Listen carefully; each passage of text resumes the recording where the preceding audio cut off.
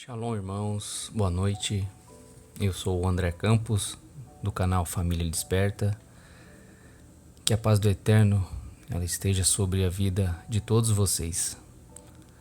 Hoje nós vamos falar um pouco sobre o Ano Novo, a origem do 1º de janeiro. Todos os anos a frase repete-se entre quase toda a gente: Feliz Ano Novo. O dia 31 de dezembro, no calendário ocidental, finda o ano civil e dá-se o início ao ano novo. É normal que nos organizemos em função desse calendário, pois a nossa vida cotidiana e laboral rege-se por esse mesmo calendário. Tudo isso é normal. É normal que façamos planos e tracemos objetivos, pois quer queiramos ou não, é esse o calendário pelo qual se rege a nossa sociedade. Todavia, não existe qualquer motivo para celebrarmos essa transição como um evento festivo, pois apesar dessa ser uma prática comumente aceita pelo mundo e encarada apenas como uma tradição festiva, é na verdade uma festa totalmente satânica na sua origem. E assim sendo, essa é a razão mais do que suficiente para não pensarmos sequer em celebrar esse dia. Não pretendemos mudar os hábitos das pessoas, pois consideramos que isso tem que partir de cada indivíduo, mas não podemos deixar de dar testemunho e de desmascarar qualquer tipo de prática que à primeira vista poderá parecer inocente, mas que na verdade é nada mais nada menos do que celebrar festas a demônios.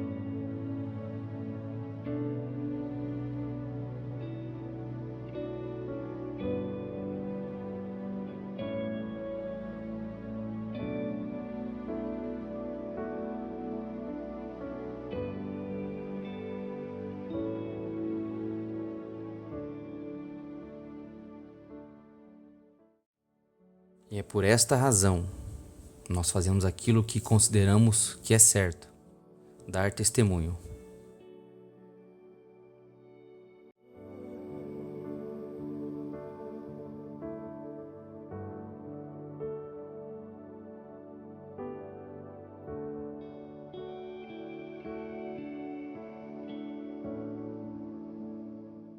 A celebração do Ano Novo Gregoriano é prática quase unanimemente aceita. Mas de onde vem esse costume? O que a Bíblia diz sobre isso? Com certeza, nada. Pelo contrário, Yeshua nos adverte: no mundo tereis aflições.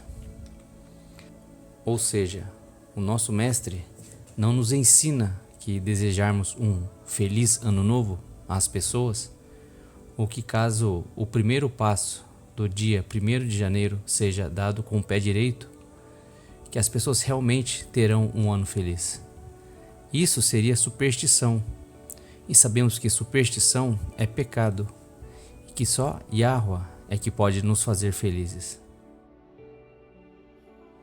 Superstição não tem o poder de socorrer ninguém, pois somente Yahweh, o Elohim verdadeiro, é que pode proteger e saber o futuro da sua criação, como nos diz o Salmo 115 e o Salmo 91.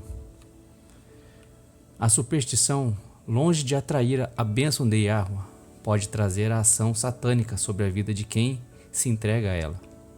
Só o Eterno é segurança para quem precisa. A superstição é a fé desviada. Ela é idolatria tanto pelo número de coisas a observar e temer, como pela ação de adorar e confiar em objetos e coisas no lugar do Criador. A fé nos une a Yahuwah, enquanto a superstição nos afasta dele e nos aproxima de Satanás. Vamos agora ver como esta tradição nada inofensiva surgiu.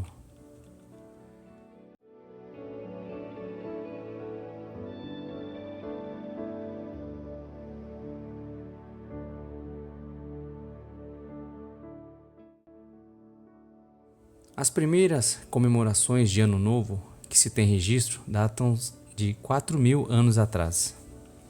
Aconteciam na Mesopotâmia e eram a celebração do fim do inverno e início da primavera, o que acontecia no equinócio de primavera no hemisfério norte, que é entre março e abril.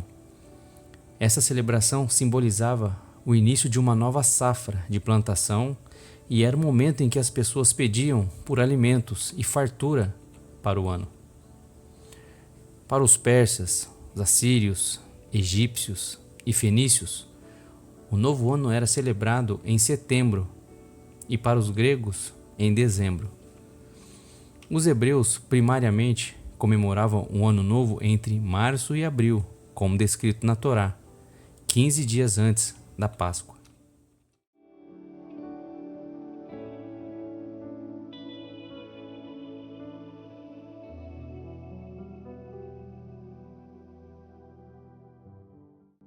Foi Júlio César, em 46 a.C., que fixou o 1º de janeiro como o primeiro dia do Ano Novo, ao implantar um novo calendário, ou seja, um período anterior ao nascimento do Messias. Até então, o Ano Novo era celebrado no dia 1º de março pelos romanos. Antes do cristianismo, a religião adotada em Roma era politeísta, ou seja, não existia apenas um Deus a ser adorado. No dia 1º de janeiro, os romanos presenteavam-se, os clientes aos seus patrícios e os cidadãos ao imperador. O calendário juliano estabelecia 12 meses, que somavam 365 dias, distribuídos em uma sequência de 31, 30, 31, 30, de januários a decembris, com exceção de februários, que ficou com 29 dias, mas a cada 3 anos teria 30 dias. Posteriormente, o imperador Otávio Augusto, em 8 a.C., determinou que os anos bissextos ocorressem de 4 em 4 anos e que februários tivesse 28 ou 29 dias.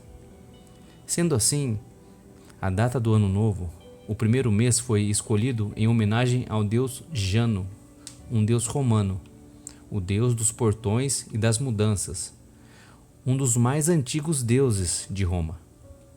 Ele foi escolhido por possuir 2 faces, uma voltada para frente, simbolizando o futuro, e outra para trás, simbolizando o passado. O nome do mês que abre o calendário, janeiro, também refere-se ao deus Jano. Em homenagem a Jano, eram celebradas as Januálias, no começo de janeiro. Todo dia 1º de cada mês era-lhe também dedicado. Um detalhe esquecido dos historiadores de nosso tempo, abandonado ao esquecimento da humanidade, é que César celebrou o primeiro ano novo, de 1º de janeiro, ordenando o destroçar das forças revolucionárias judaicas na Galiléia.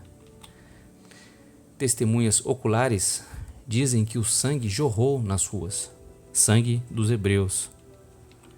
Nos anos seguintes, os pagãos romanos observavam o Ano Novo praticando orgias e bebedeira, um ritual que eles criam constituir uma representação do mundo caótico que existia antes do cosmos ter sido ordenado pelos deuses.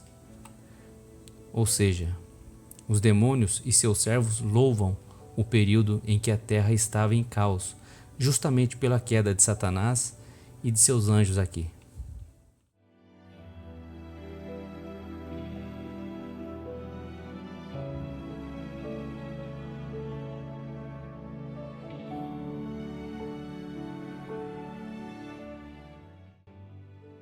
A terra estava assim justamente pela bagunça e mal que esses caídos fizeram e trouxeram para cá.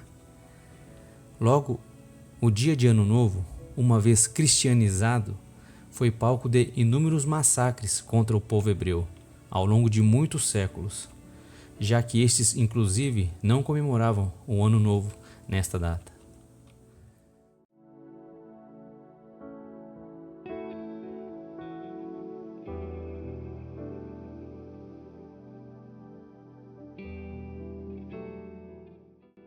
Jano, para os romanos, presidia os começos, o início do ano, de uma empresa, negócio ou obra. Intervinha nas ações dos deuses e dos homens. Era o deus das decisões e das escolhas.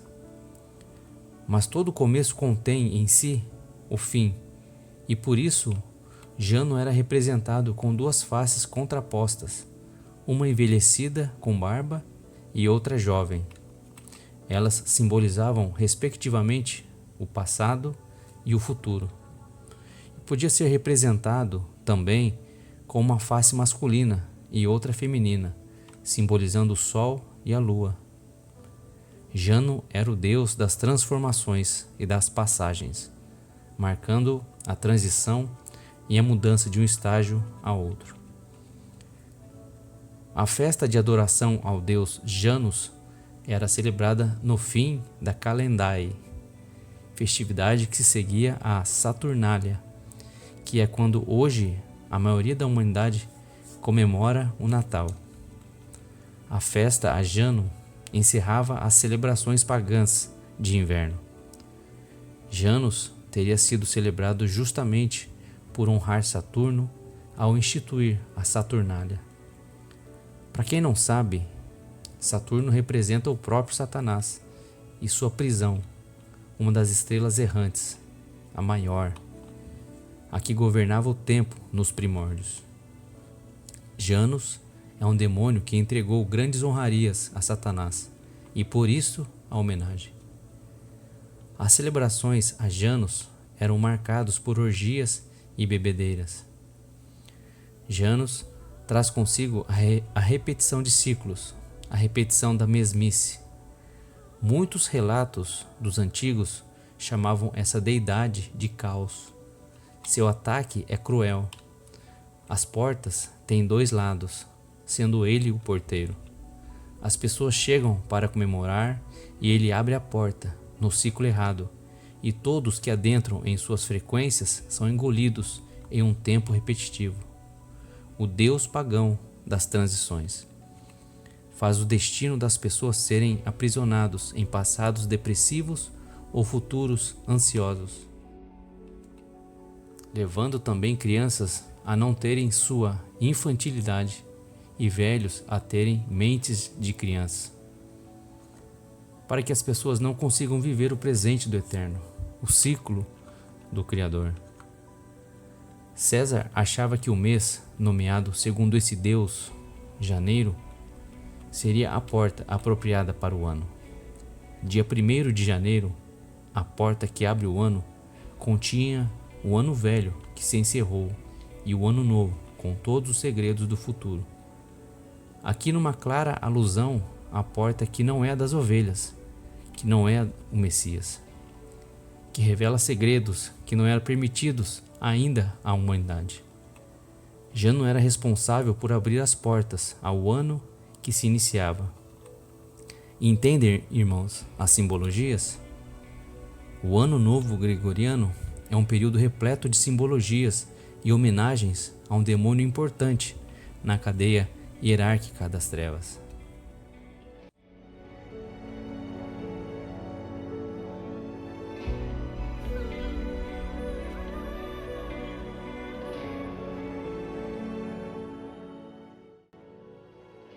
A dupla face de Jano simbolizava também a capacidade de avaliar os prós e os contras, a direita e a esquerda, passado e futuro, aquilo que se mostra e aquilo que se esconde, o interior e o exterior, a frente e as costas, os dois lados da mesma moeda. Uma elite trabalhando em duas frentes, em dois lados aparentemente opostos, mas que se complementam em prol dos controladores deste mundo e do príncipe das trevas. Nesse sentido, Jano é o senhor da sabedoria dos anjos caídos. É significativo saber que Freud, pai da psicanálise que a ciência desta terra cultua, possuía em seu escritório uma cabeça de Jano, de origem romana, uma analogia às duas faces do ser humano, atormentado pela dualidade entre o bem e o mal, o espiritual e o material, o inconsciente e o consciente, suas forças interiores, intuitivas e instintivas, e suas forças exteriores, comandadas por crenças, valores e padrões sociais.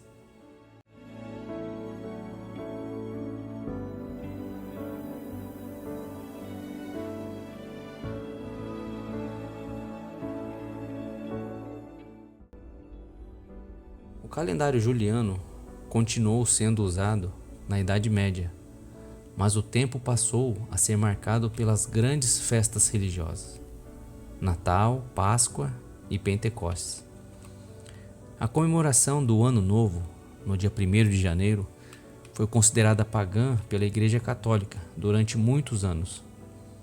Esta escolheu o dia 25 de março, dia que chamam da Anunciação, como o primeiro dia do ano.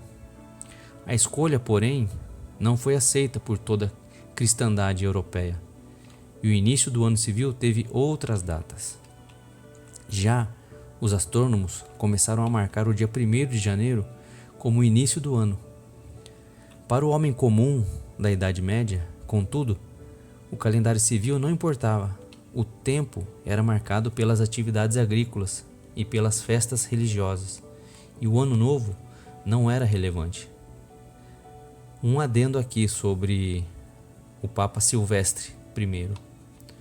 São Silvestre I foi o Papa entre 31 de janeiro de 314 até 31 de dezembro de 335, durante o reinado do imperador romano Constantino I. Honrado como santo pelo catolicismo, o Papa Silvestre também é celebrado em 31 de dezembro. Por isso, a corrida de São Silvestre acontece nesse dia. E este Papa promulgou várias leis antissemitas.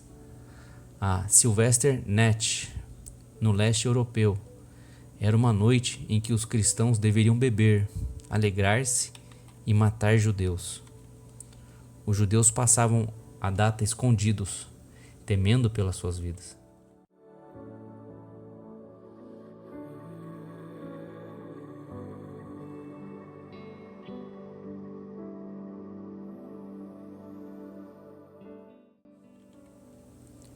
No dia 1º de janeiro, em muitas regiões, ainda não se comemorava o Ano Novo.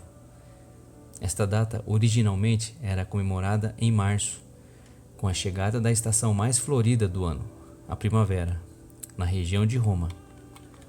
Na antiga Roma, os meses de janeiro e fevereiro eram esquecidos devido ao frio intenso no inverno, que caía sobre a região, paralisando quase toda a atividade econômica local.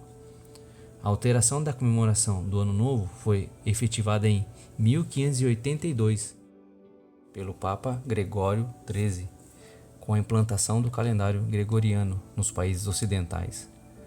O calendário juliano manteve-se por mais de 1600 anos.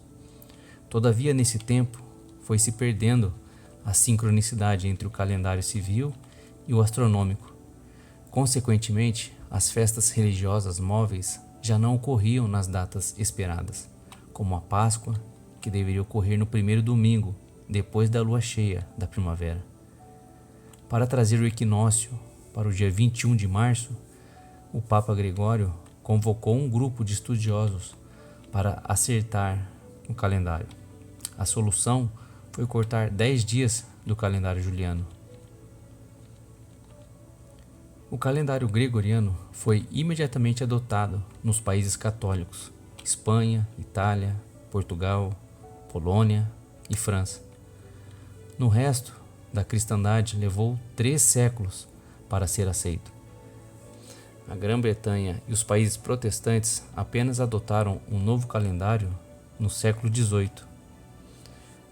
Assim, os historiadores do sistema dizem que o uso de diferentes calendários na Europa entre os séculos XVI e XVIII torna complicado relacionar datas, fatos e festejos comuns de Ano Novo. Nova confusão de calendários ocorreu quando, em 1792, a França introduziu um calendário revolucionário. Decretou-se que o ano primeiro começaria em 22 de setembro de 1792, mas em 1806 o calendário gregoriano foi restabelecido na França. Fora da Europa, o calendário gregoriano demorou ainda mais para ser aceito. O Japão aprovou-o em 1873 e a China em 1912, seguindo-se neste século a Bulgária, a Rússia, a Romênia, a Grécia e a Turquia. As igrejas ortodoxas do Oriente continuaram a usar o calendário juliano ainda hoje, mas de acordo com a reforma feita em 1923. Na Etiópia, por exemplo, o Ano Novo é festejado no dia 11 de setembro. Sugestiva essa data, não? Na Etiópia, assim como em outros países do norte e nordeste da África, existem muitos descendentes dos hebreus. Será que esse calendário e sua comemoração de Ano Novo poderiam fazer alguma alusão ou ter ligação com o nascimento do Messias, que muito provavelmente ocorreu nessa data?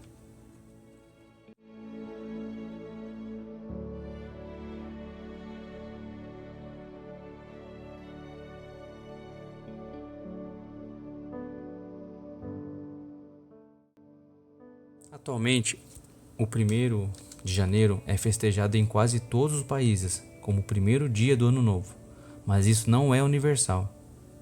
Budistas, muçulmanos, hinduístas, judeus e chineses, só para citar os exemplos mais conhecidos, têm outras datas de Ano Novo. No Brasil, o dia 1º de janeiro é feriado nacional desde 1949, conforme lei assinada pelo então presidente Eurico Gaspar Dutra.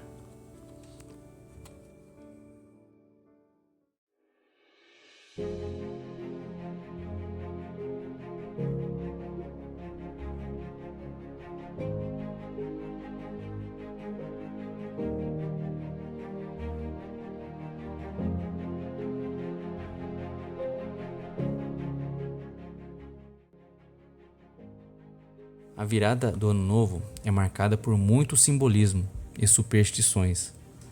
Vejamos algumas delas e seus significados no mundo espiritual. Os fogos de artifício no Ano Novo.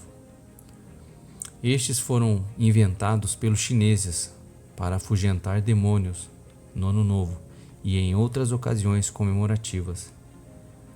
Do que será que eles tinham tanto medo no Ano Novo?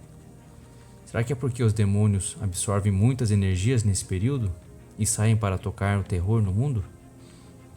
De acordo com algumas tradições, os fogos de artifício fazem parte do ritual para manterem as pessoas acordadas durante a passagem do Ano Novo, pois aqueles que adormecem acabam dormindo o restante do ano, acordando apenas na última festa do ano, na festa de São Silvestre. Tudo muito místico e espiritual, para ser uma simples e ingênua comemoração humana, não acho, irmãos?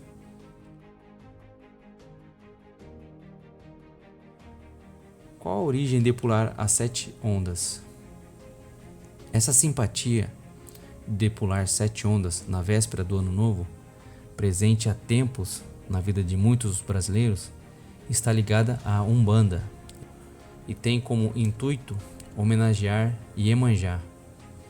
Iemanjá é um orixá feminino, considerado por muitos a rainha do mar, e recebe diferentes nomes, como Inaé, Ísis, Maria, Mucunã, Princesa do Mar e Dandalunda. Na verdade, esta é a própria Lilith, que assume diferentes nomes em cada cultura e povo. A demônia, mãe de todas as abominações, que recebe esta homenagem supersticiosa. De acordo com a tradição, Iemanjá, através de sua divindade, ajuda os homens a vencer os obstáculos a enfrentar no próximo ano. Mas você deve estar se perguntando, por que pular exatamente 7 ondas?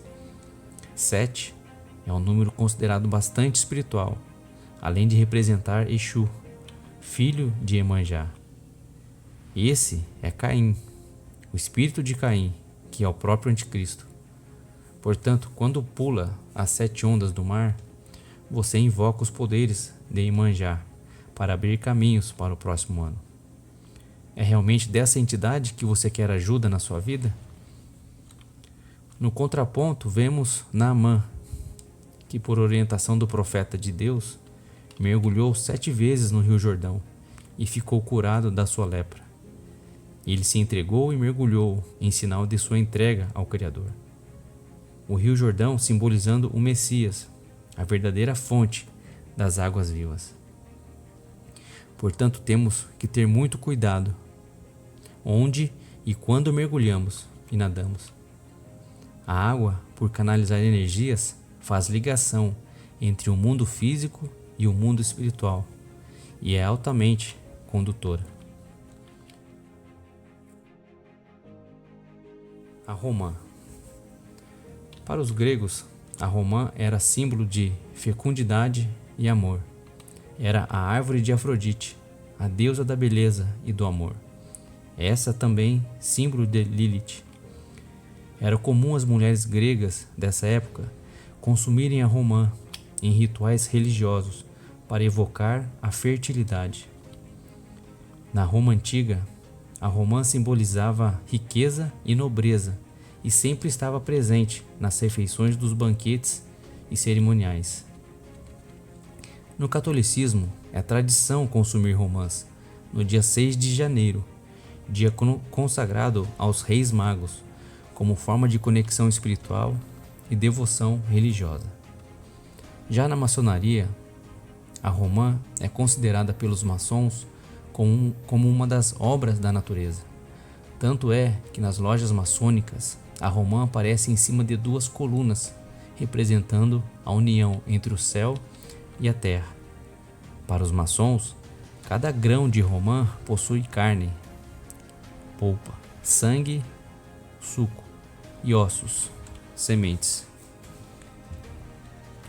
Na Bíblia, quando os judeus saíram do Egito e chegaram à terra prometida, tiveram certeza que era a terra que Jeová destinava a eles, ao encontrarem uma romã como prova da fertilidade da região. Ser vigorosa e ter uma quantidade muito grande de sementes, ela sempre foi associada à fartura, fertilidade e prosperidade.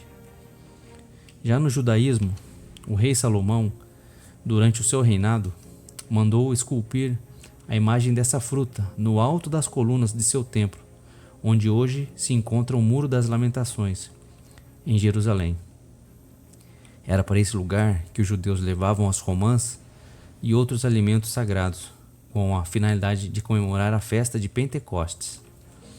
Segundo o judaísmo, a romã possui 613 sementes, que é o mesmo número de mandamentos escritos na Torá, o livro sagrado dos judeus.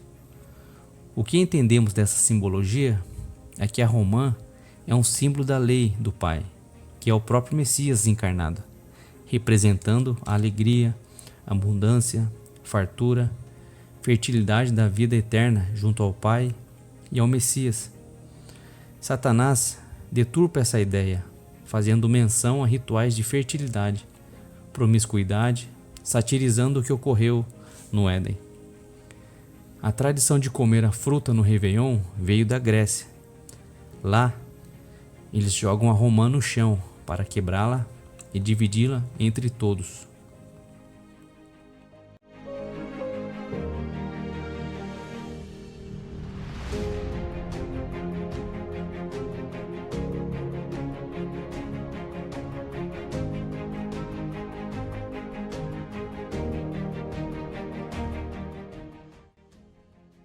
lentilha. Essa tradição teria sido trazida ao Brasil pelos imigrantes italianos, mas a fama do grão é muito mais antiga.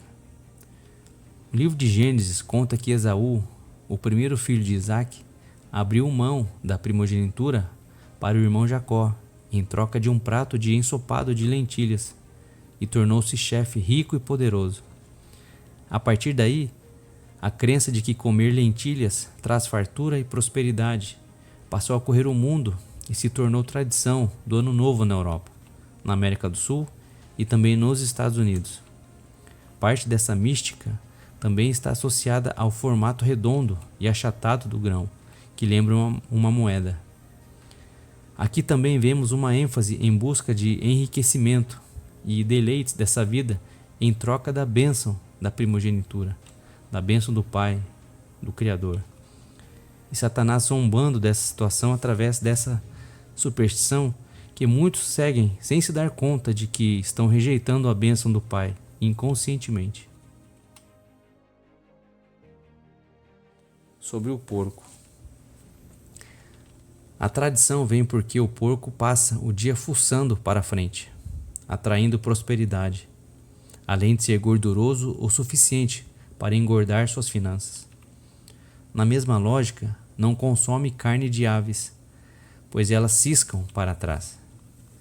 De acordo com a tradição, a carne suína vem ao centro e os outros alimentos complementam as boas energias.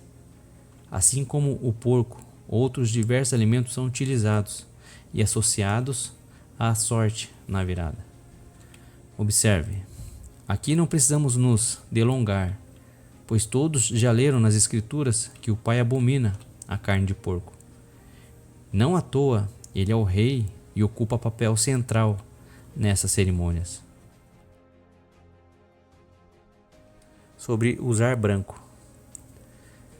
É uma tradição herdada das religiões de matriz africana e afro-brasileira, tais como o candomblé e a umbanda, que acabaram se popularizando no Brasil. O branco representa a promoção da paz. Bom, nós sabemos de onde vem essa paz.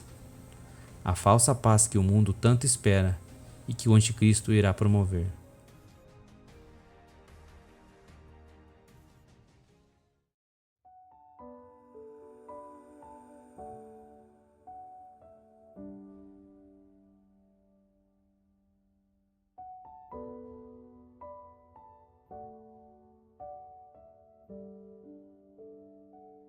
Se não bastasse tudo isso, esse é um momento em que as pessoas bebem muito e se embriagam, ato reprovado pelo Pai nas Escrituras. Se dão a gulodices e glutonarias, outro pecado condenado pelo Criador. Além de pecados sexuais, como a leviandade e prostituição do corpo, fornicação e adultério. Quando as pessoas celebram, soltam fogos, participam de banquetes, usam roupas festivas, fazem petições e orações pelo Ano Novo, achando que estão fazendo para o Criador. Mas estão apenas enganando-se, esperando virar a noite para entrar nas frequências de Jano. Essas frequências se intensificam nessa época justamente para sugar as energias das pessoas que celebram, e Jano os colocam em redemoinhos de repetição de ciclos. Na mesmice, na confusão mental, nas emoções abaladas, entre choros e risadas, alegrias e embriaguez, desesperos e brigas. Chegou o tempo de entendermos e não sermos mais participantes de banquetes pagãos, de fazer pactos de repetições de ciclos. Precisamos entender para entrarmos no tempo do Criador, na eternidade. Agora vejamos o que as Escrituras nos falam. Veremos 2 mandamentos claríssimos da Torá.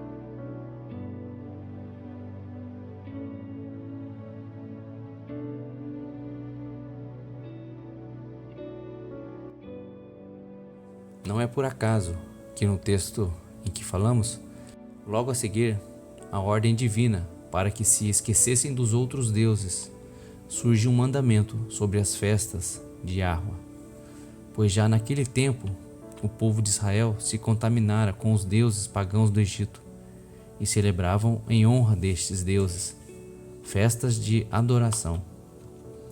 E é o que vemos nos dias de hoje. Toda a gente dá o jeitinho para celebrar as festas mundanas, mas não estão minimamente interessadas em observar as únicas solenidades ordenadas pelo eterno Yahweh: a Páscoa, a festa dos ázimos, as primícias, a festa de Pentecostes, o dia das trombetas e o dia da expiação, a festa dos tabernáculos e o oitavo e último grande dia. Por isso é crucial que abandonemos a observação das festas do mundo e atentemos para as festas instituídas pelo Eterno.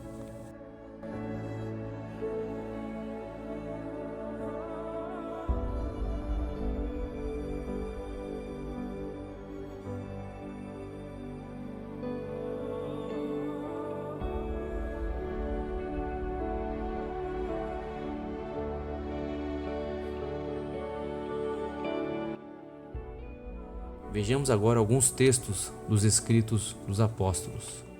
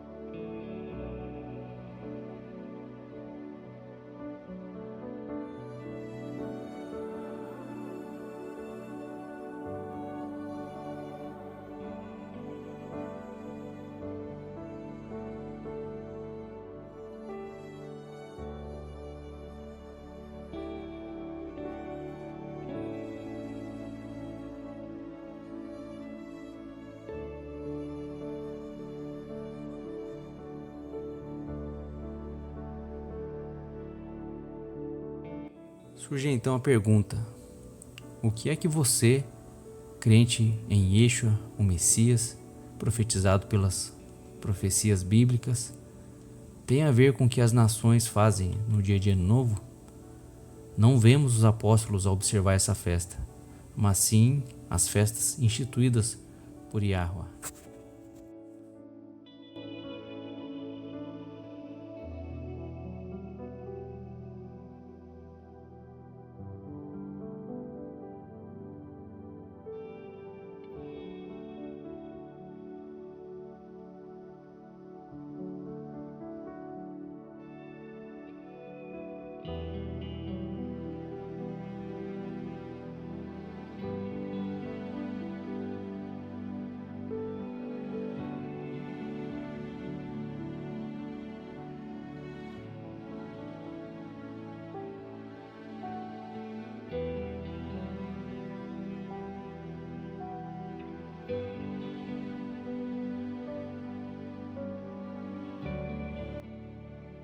Há muito mais coisas sobre o assunto, irmãos, mas no momento queremos apenas alertar aos que afirmam seguir ao Messias Yeshua e ter a Bíblia como regra de fé e conduta, que vocês reflitam sobre as festas do Criador e reflitam sobre esse suposto Feliz Ano Novo.